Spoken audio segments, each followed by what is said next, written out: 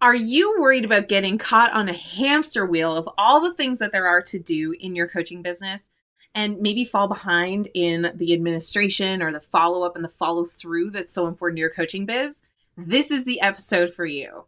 We can actually help you with a lot of that automation you need to focus on to help make the best use of your time as a solo coach running their coaching biz. Exactly. So we have a few things that, automation is really tricky. You can get stuck in an automation hamster wheel where you're just automating. All kinds of things, even things that don't need to be done. Exactly. So we put together a list of some of the top things that you want to make sure that you are automating if you are a coach and you want to make the best use of your time during the workday. See, we're here to help. Yeah, let's go. Okay, sounds good. So let's pop up the little list here. There we go. And so we really recommend that you automate this first, and that is your calendar and booking your appointments. Now, why is that? Why automate that first? Well, because coaching is an appointment heavy kind of a business. You've got to talk to people, and that usually means scheduling appointments. Exactly. You're going to be talking to people to get to know them and like them and trust them and vice versa. Yep. You're going to be talking to people in sales consults on a regular basis. Absolutely true. Mm-hmm. And then, of course, let's not forget about your actual coaching appointment. So this can take a lot of time, and that means it's a good candidate to automate. And since it's such the lifeblood of your coaching business, sales, coaching discussions, etc., getting this part automated frees up a lot more of your time. Exactly. And I'm a bit of a nerd, so I've tried all the different kinds of scheduling softwares out there. We really recommend Acuity for most coaches that are starting out. Now, if you don't want to use Acuity, you can get started with Calendly, which is free, but the features in Acuity are very feature rich, including the reporting feature, which I really love for coaching because then you can track your hours. Well, absolutely. And Acuity also connects with a lot of other tools and systems like Google Calendars and other various systems and works back and forth very seamlessly, making it very easy to even further automate that process. Exactly. And we do recommend it. So I'll include the links to that in our detailed show notes on amandaKaufman.net/blog. But even if you use Schedule Once or Calendly or 10 to 8 or any of those other tools, the point is that you want to make sure that you've got a really fluid process for not only making the appointments, but also automating the follow-up and the reminders. Yes, reminders. Yes, exactly. And that's another reason we really love Acuity is because you can customize that without it being too techy and too overwhelming. So assuming you've had your calendar and your booking tool all set up, then the next thing that we would automate is your email list for daily communication with potential prospects. Now, that's the very next thing. Why this one next? Why is this number 2 then? Well, this is definitely number 2 because when it comes to a virtual coaching business, email is still king. I know that there's a lot of buzz out there about email not having the same open rate that it used to. That's true.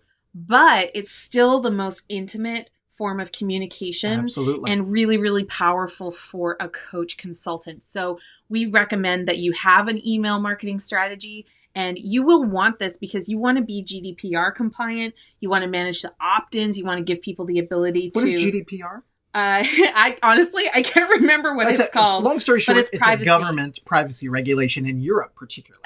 It's applicable to the EU, but there's also CAN-SPAM and spam regulations and laws. So you really want to make sure that people can unsubscribe from your marketing really, really easily, and that you're managing all of that. So to Amanda's point, absolutely, it's still one of your key points of contact for the people you're going to be working with on your mailing list and otherwise, but it's also a very easy one to automate. That's another reason it's number 2 as well. Exactly. Now, tools for this, I started out with MailChimp, and it is very inexpensive. You can get started with MailChimp for $15 a month. Yeah. But I graduated very quickly out of MailChimp and into Kajabi, which is the main tool that we recommend for coaches because it not only has your email automation, but it also has your landing pages, your offers, your checkout pages, your website. Kind of a good all-in-one place kind of solution. It does a lot more than just email list automation. It's very comprehensive, and their email tool is decent. Now, if you don't want to go with Kajabi, if you already have, say, a ClickFunnels or Lead Pages or something like that, then the email tool that we really like is ActiveCampaign. So I'll make sure I include all of those details again helpful links. The detailed show notes available at AmandaKaufman.net/blog. So once you have your email list all fired up, there's more. Number 3. And that is your regular batching of your content for blogs, your social media, and podcasting. Just like this. Yes, exactly. This is part of a series of the videos. We're actually shooting all of these in an afternoon. That's right. But it's going to be dripped over the course of weeks, even months in our business. So this is a real-time meta example of exactly how we recommend doing that. And this is number 3 because this is a great way, especially if you're kind of on this journey on your own, that you could get dressed up one time, shoot several. In fact, you'll see us in these clothes in the next one too. And then you can get all of these done in an afternoon and get them ready to move without dropping time going in and out of context over days and weeks. You can just do it once, it's done, and it's out and on the way. Exactly. Now, I started blogging with WordPress, and that's a fine place to start. But then I moved it over to, again, Kajabi. So I really love using Kajabi for hosting our blogs. Mm-hmm. We're present on Facebook, Instagram, and YouTube primarily, maybe Pinterest in the future. Mm-hmm. Yep. And we tend to schedule natively in those tools. So if you use something like a Hootsuite or a MeetEdgar or something like that, those scheduling tools, it can be a convenient way to organize. Sure. But the big downside, the big but, is that the reach of those posts is usually going to be suppressed. Absolutely. in the social Well, those platforms usually now have their own tool for scheduling. And of course, they give precedence to their tool first. So using their native tool often helps with reach. Exactly. Now, a quick little pro tip. If you go to creatorstudio.facebook.com, or excuse me, facebook.com/creatorstudio. There you go. There you go. I'll make sure you have the proper link in the notes for this episode. It will allow you to schedule on both Facebook, on any and all of the public pages that you have, and Instagram. And stuff too. There you go. Well, that's because they own both. Yes, and including IGTV. So you can use that as a scheduler and you won't have the reach problems. And then finally with podcasting, we've used Libsyn for years. So Libsyn is a very popular podcasting platform that many of the big influencers use. Absolutely. And there are other resources and tools out there for it too. Yep, exactly. Anchor right now is that's catching very popular. Catching a lot of momentum in the podcasting land. Whatever tools you use, the point is we want to systemize that. We don't want to sporadically be like, hey, if inspiration strikes and you want to write a blog, power to you. Absolutely. But when you're in this for the long haul, you need to have a system and a rhythm for how you're doing this. And a batching process. So you can do it very regularly. And efficiently. And by the way, we teach this in great detail in our program, the Coaching Biz Accelerator program. We have specific methods that we teach for all of this. So you can always just reach out to us and find out more about the accelerator. Yeah, we're happy to help more. All right. Last one on this list. Number 4 is any communication you can see yourself sending more than 10 times. Now, that doesn't mean you've sent it 10 times. That means, you just wrote something and said, gosh, I bet I'm going to send that to a lot of people, like over 10 times. That's a good candidate for this last automation step. Exactly. Now, what I use a tool called Help Scout that is basically interfaced with our G Suite email. And it allows me to save replies, which is very, very handy. It means that I can just automate or, hybrid automate, basically having a manual aspect to it, but basically automated. It's like thinking, I just sent a response that would be very applicable in this case last week. Let me go get it. And there you go. Exactly. And you can even have it so that it will pre-populate with the customer's name and all that kind of stuff.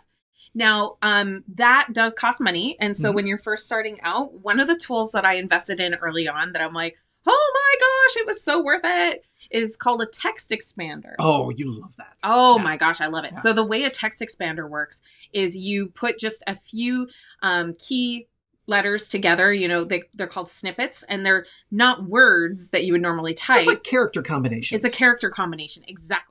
So when you type in that character combination, then the text expander recognizes, she put the code in, and then boom, it's going to have all of the... And it can be more than even just a single sentence. You could literally have paragraphs. Yeah. Functionally an entire communication just by a couple of quick keystrokes. Exactly. Like we have multiple coaching programs, right? We have the Coaching Biz Builder, we have the Coaching Biz Accelerator program, and we have Let's Launch Your Coaching Biz. Yep.